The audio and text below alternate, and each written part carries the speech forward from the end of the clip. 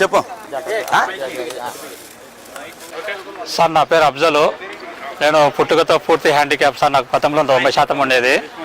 ఇప్పుడు రీవెరిఫికేషన్లో నాకు 64 ఇచ్చారు. అది నా సర్టిఫికేట్లో అమ్మాయి ఫోటో వచ్చింది. అన్ని డీటెయిల్స్ అన్ని తప్పుగా ఉన్నాయి.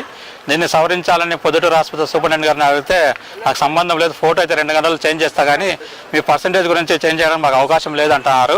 ఇప్పుడు మేమేం తప్పు చేయలేదు సార్. మేము వెరిఫికేషన్ పోయినా మాకు ఉంది కాబట్టి మాకు ఎందుకు తగ్గుతుంది? వయసు పెరిగే కొద్ది వికలత్వము పెరుగుతుంది కానీ తగ్గేది కాదు. ఈ శాశ్వతంగా వచ్చిన మా వికలత్వాన్ని కూడా అవమానించి ప్రభుత్వం ఇట్లా చేయడం తప్పు. మాకు 15,000 లేకపోయినా ప్రభుత్వ పథకాలు వర్తించే విధంగా కనీసం 80-90% ఉన్న పర్సెంటేజ్ తగ్గించేసి 60%, 40% తగ్గించడం వల్ల మనకు పూర్తిగా వికలాంగులకు అన్యాయం జరుగుతుంది. ఈ అన్యాయం జరగకుండా చూడాలని నేను ప్రభుత్వాన్ని కోరుతున్నాను.